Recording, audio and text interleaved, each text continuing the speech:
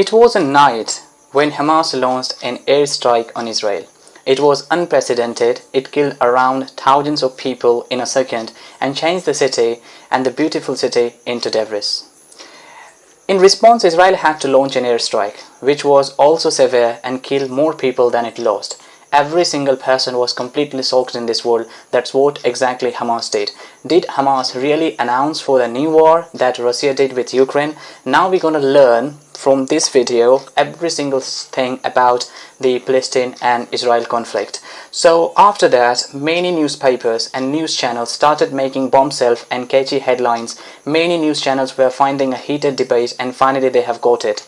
So before understanding the Israel and Palestine current, like a controversy or war, we have to understand a bit about, Palestine or Israel's history, that what exactly happened and when did this thing start in history.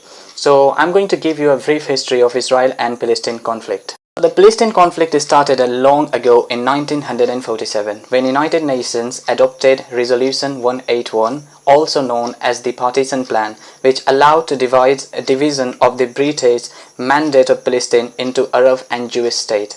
In 1948, Israeli state was created and sparked tension and a war that displaced around 700,000 Palestinians thereabout. In 1949, the war was ended with the victory of Israel, and then the territory was completely divided into three parts: Gaza, West Bank and Israel. So this is a small history of, Palestine and Israel, and that's how this thing started, taking a safe perfectly, and you can say immensely, in geopolitics, and that's how Israel started manipulating Palestine.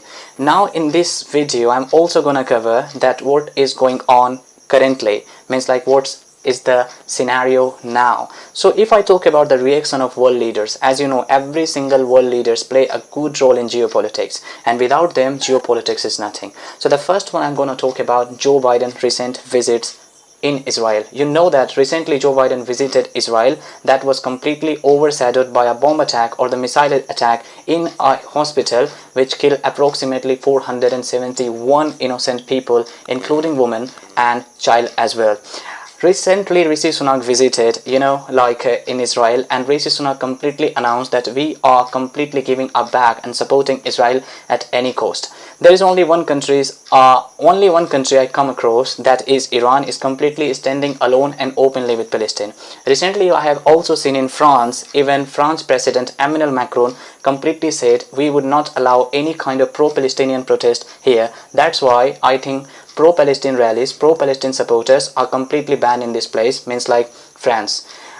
Russia and China, these two countries are very important for, geopolitics or every single perspective in this world. But I haven't seen Russia and China really made any kind of controversial statement, or they do not show their interest about any country. They completely stand neutral. China President Xi Jinping said, I really want both of the country to come up with a good resolution and solution where they can solve the problem and settle down the things without any blood. Russia President didn't say anything, and they said I would urge Iran to really de-escalate its support to Palestine and try to be a mediocre, or a go-between who can really solve the crisis between these two countries. Currently, if I talk about Israel's airstrikes and other stuff, recently Israel has been accused for using phosphorus bomb in Palestine, which is completely prohibited, and I think they are completely denying they haven't used this phosphorus bomb, but there are many social media's platform or many news channels are saying this bomb is completely launched by Israel.